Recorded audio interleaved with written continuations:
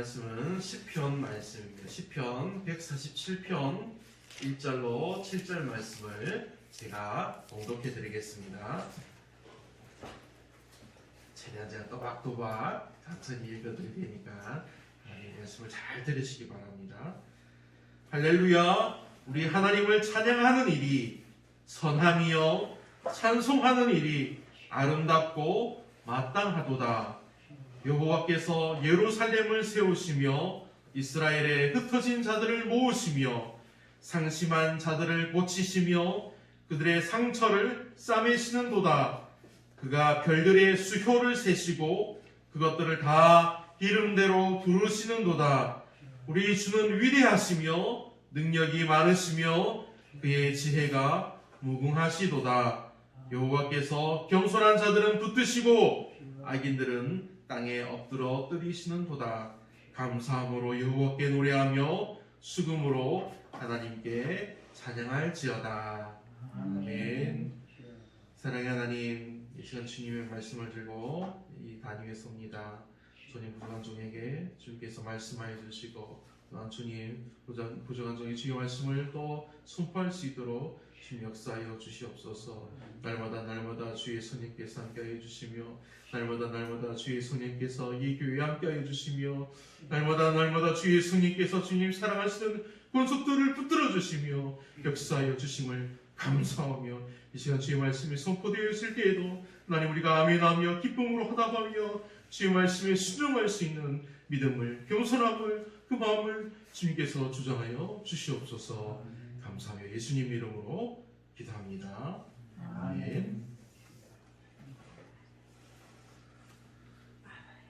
할렐루야. 아멘.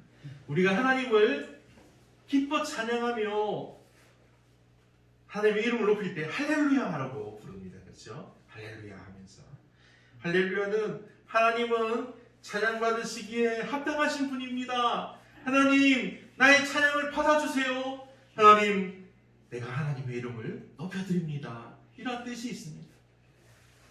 이렇게 하나님을 찬양하는 일이 선하다고 하나님을 찬양하는 일이 좋은 거라고 말씀하고 있습니다.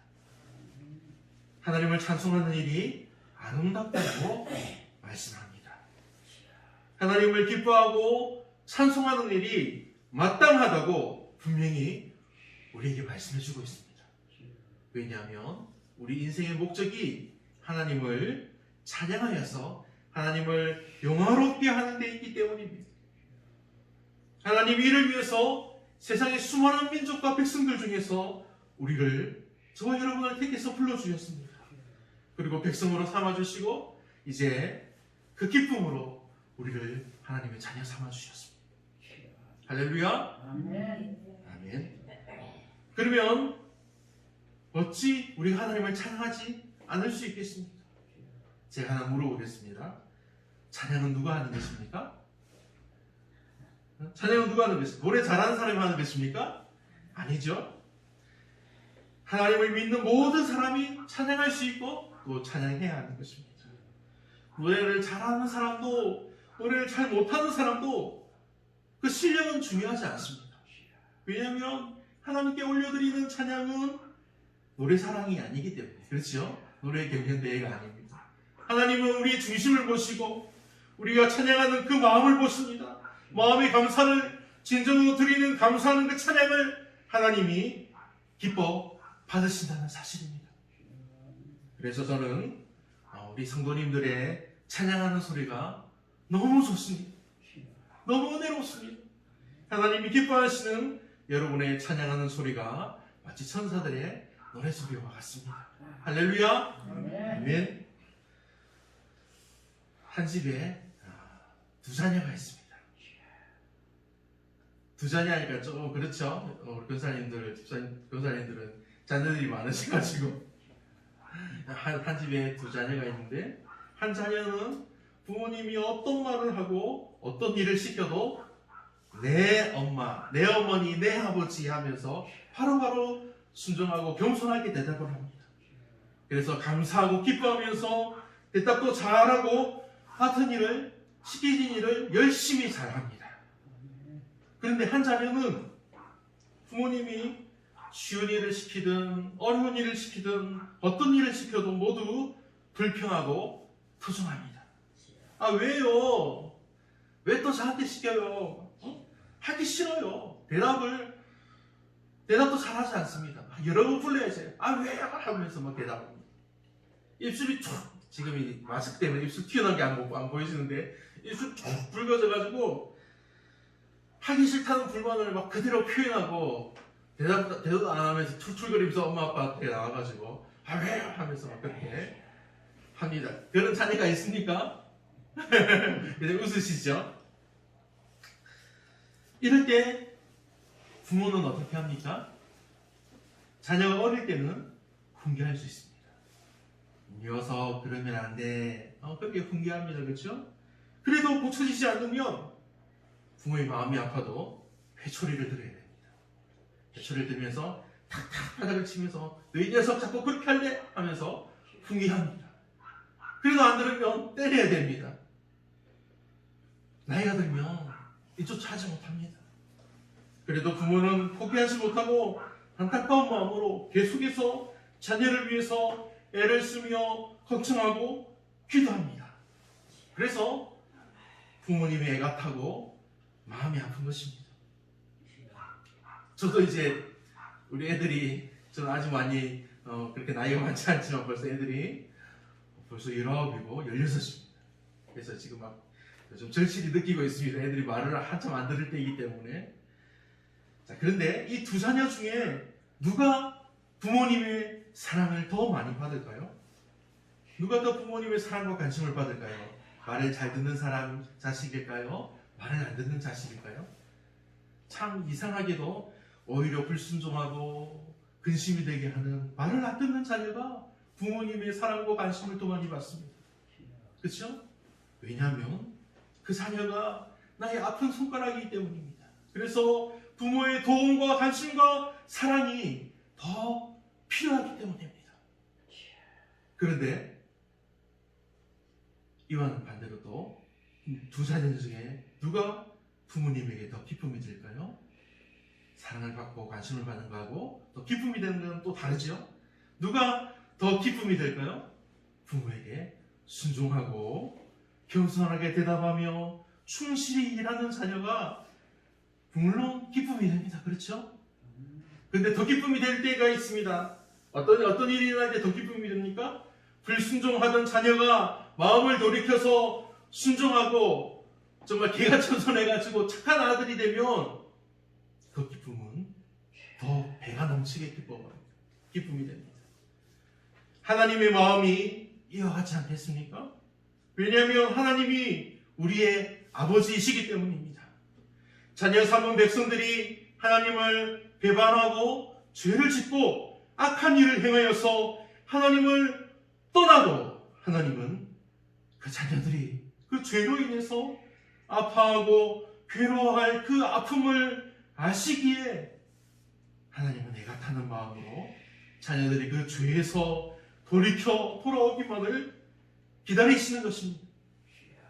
자녀들이 자신들의 죄를 깨닫고 하나님 아버지 제가 잘못했어요. 용서해 주세요. 하나님 제발 나를 도와주세요. 나를 구원해 주세요. 그렇게 외치며 구하기를 기다려 주시는 것입니다. 그러면 어떤 일이 일어납니까? 자녀들이 그렇게 죄를 뉘우치고 하나님께 돌아오면 자신의 죄를 깨닫고 하나님 아버지께 구하면 능히 이전과 같게 하신다고 말씀하여 주십니다. 모든 잃어버린 것들을 회복하여 주십니다. 그 마음과 몸의 상처까지도 고쳐주신다고 오늘 말씀에서 우리에게 말씀해 주고 있습니다. 2절과 3절에서는 백성들을 하나님께서 어떻게 구원하시고 회복하시는 하나님의 마음과 그 능력 행하심을 우리가 볼 수 있습니다. 2절과 3절을 제가 이어드리겠습니다. 여호와께서 예루살렘을 세우시며 이스라엘의 흩어진 자들을 모으시며 상심한 자들을 고치시며 그들의 상처를 싸매시는도다. 당시의 세상에서는 일어날 수 없는 일들을 하나님께서 베풀어 주신다고 말씀하십니다. 하나님께서 직접 이루어 주십니다. 당시 옛날에는 나라가 한번 망하면 어떻게 될까요? 그냥 망하면 그 나라는 사라집니다. 이름도 사라지고 백성들도 뿔뿔이 흩어지고 옛날에 다른 나라의 백성이었는데 이제는 새로운 나라의 백성이 됩니다. 이름을 잃어버립니다. 한번 무너지고 흩어진 나라와 백성은 다시 일어날 수 없고 모일 수 없습니다. 하지만 능력의 하나님은 무너진 예루살렘의 성과 성전을 다시 세워주십니다. 나라가 무너져서 세계 각처로 흩어진 백성 이스라엘을 다시 이스라엘로 모아주십니다. 나라가 무너지고 세계 각처로 백성들이 끌려갈 때 어떤 일이 일어날까요? 많은 백성들이 죽임을 당합니다. 수많은 사람들이 죽임을 당합니다. 수많은 가족들이 강제로 헤어집니다. 여기저기 다른 곳으로 종으로 팔려가고 그리고 많은 사람들이 부끄러움을 당합니다. 수치를 당합니다. 그러나 하나님은 이러한 몸과 마음의 상처까지도 고치시고 회복하여 주신다고 말씀하고 있습니다. 그 상처가 생각나지 않을 정도로 하나님이 직접 위로해 주신다고 하는 말씀입니다. 그 전에 잃었던 것보다 더 귀하고 복된 것들로 채워주셔서 이전의 손해와 아픔은 생각도 나지 않게 더 풍성하게 채워주신다는 복된 말씀이기도 합니다. 전에서 사랑하는 우리 시온의 성도 여러분, 이러한 하나님의 위로와 회복이 누구에게 임하신다고, 누구에게 임한다고 말씀하셨습니까? 하나님을 찬양하는 하나님의 백성들에게 이 놀라운 은혜가 임합니다. 비록 죄를 짓고 하나님을 떠나 사는 이들이라도 하나님을 찾고 하나님께 돌아오는 자녀들에게 하나님이 그들을 기뻐하시며 동일한 복으로 위로하시고 채워주신다는 약속의 말씀입니다. 그러면 우리가 어떻게 해야 할까요? 잃어버린 믿음의 자녀들, 믿음의 권속들을 우리가 생각하며 하나님께 간절히 구해야 합니다. 하나님께 간절히 기도해야 합니다. 그들을 반드시 위로하시고 회복하시고 고쳐주실 하나님의 은혜와 능력이 속히 임하도록 우리가 더욱더 간절한 마음으로 우리는 기도하며 구할 뿐입니다. 우리의 간절한 기도를 들으시고 그 기도를 이루시고요, 은혜 베푸시는 이는 오직 하나님이십니다. 할렐루야. 아멘.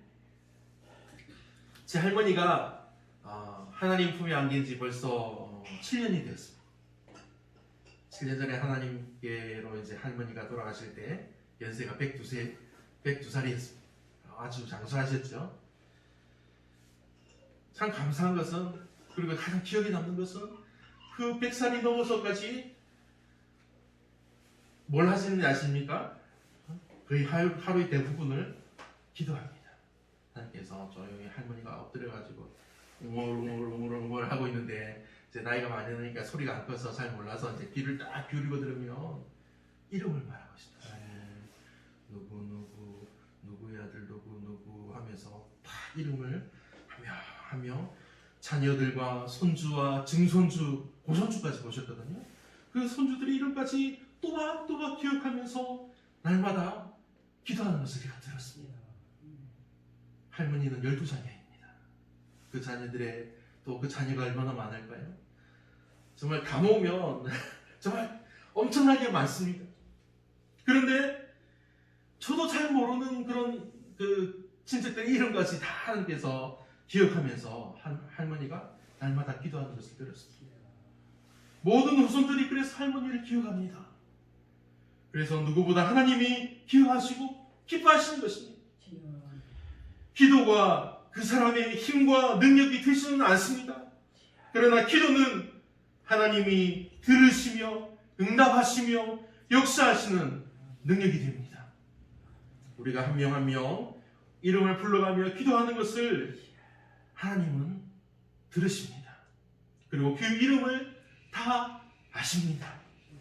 우리가 불러가며 기도하는 그 이름들을 하나님께서 그 이름이 누구인지 다 아시며 기억하신다는 말씀입니다. 4절 말씀입니다. 그가 별들의 수효를 세시고 그것들을 다 이름대로 부르시는도다. 아멘. 하나님은 하늘에 있는 별들의 수까지 다 세시고 또 그 수많은 별들의 이름까지 다 아십니다. 그 모든 것을 다 아시고 기억하시고 하나하나 다 의미 있게 이름까지 주시고 기억하신다는 말씀입니다. 우리가 기도하지 않습니까? 우리가 누구를 위해서 기도하면 자녀를 위해서 기도하는데 그러면 그 사람의 이름을 우리가 기도하실 때 그래 내가 누구인지 안다. 그 아이가 어머니의 배에 있을 때부터 태에 있을 때부터 그가 이름을 받을 때 그래 내가 그 이름을 기억한다. 그가 어떻게 살아왔는지 내가 기억한다. 너의 기도를 내가 듣고 그에게 은혜를 베풀겠다. 그렇게 하나님께서 다 기억하시는 것입니다. 우리 최은혁 성도 하나님께서 우리 성도님의 이름을 기억할까요? 하나님 기억하십니다. 내가 너를 안다. 그것만이 아니라 정금래 너희 엄마의 아들 정금래 아들 최인욱 최인성의 형 최인욱 최경의 오빠인 최인욱 내가 너를 너무 사랑한다. 내가 너를 기뻐한다고 하나님께서 말씀해 주시고 기억해 주시고 그 기도 소리를 들으시고 응답해 주신다는 말씀입니다. 우리 권사님들의 이름들로 그 자녀들의 이름도 하나님께서 다 하시고 여러분들이 기도하신 그 기도를 들으시고 그래 내가 다 한다. 내가 다 한다. 내가 그들에게 복 주기를 원한다. 하나님께서 날마다 은혜를 베푸시기를 원한다 하면서 기억하신다는 것입니다. 이번 주일에 우리 사모님이 여러분들의 가족들 특히 자녀들 이름을 받아 적었죠. 그 이름을 우리가 함께 불러가면서 기도하기 위해서 적었습니다. 그러니 시간이 되면 손주들이나 다른 손주들 이름까지 또 기도가 필요한 여러분들이 기도하고 있는 그 이름들까지 기도 제목과 함께 말씀해 주시면 우리가 함께 기도하겠습니다. 그리고 또 우리가 함께 그렇게 매일매일 계속해서 기도해야 합니다. 왜냐하면 하나님이 저와 여러분을 기도의 사람으로 부르셨기 때문입니다. 하나님이 여러분을 통해서 여러분의 자녀와 손주들이 하나님을 알고 믿는 은혜를 베푸셨습니다. 하나님이 여러분을 통해서 하나님의 복이 넘치게 하셨습니다. 여러분이 매일 자녀들과 손주들과 또 기도가 필요한 사람들의 이름을 불러가며 기도하며 하나님의 은혜와 복을 구할 때마다 하나님이 그 기도를 들으시고 응답해 주십니다. 그래서 우리가 5절 말씀과 같이 하나님을 기뻐하며 찬양할 수 있습니다. 5절입니다. 우리 주는 위대하시며 능력이 많으시며 그의 지혜가 무궁하시도다. 할렐루야. 아멘. 주 안에서 사랑하는 성도 여러분, 하나님을 찬양하는 하나님의 백성들에게 이 놀라운 은혜가 임하는 것입니다. 하나님을 찬양하며 기뻐하며 간절히 기도하는 이들에게 하나님이 응답하십니다. 하나님이 기뻐하시며 우리로 또한 기뻐하게 하십니다. 그러니 여기에서 우리가 더 주의하고 기억해야 할 말씀이 있습니다.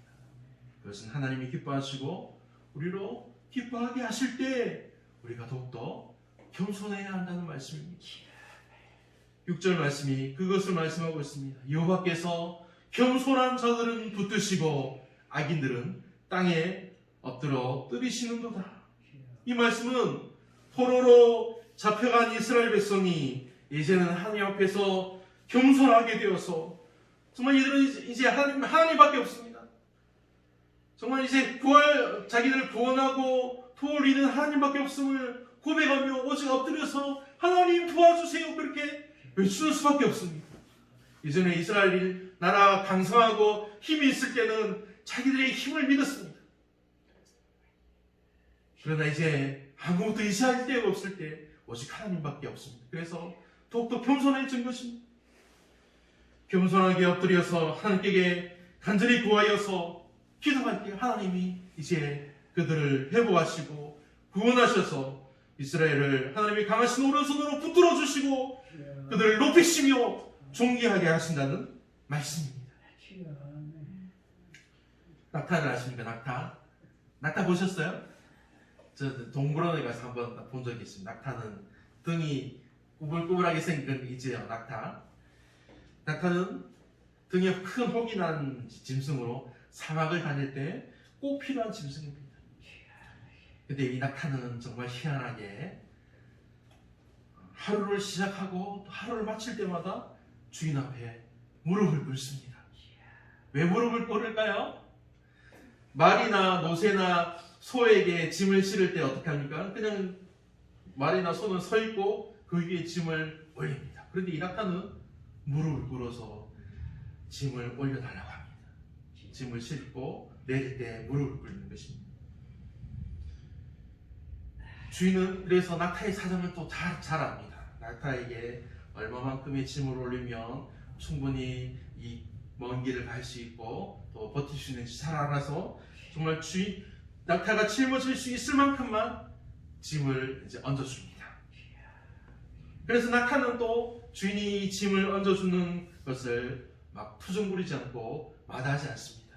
조용히 무릎 꿇고 있다가 짐을 다 실어주면 자 가자 일어나라며 일어나서 길을 갑니다.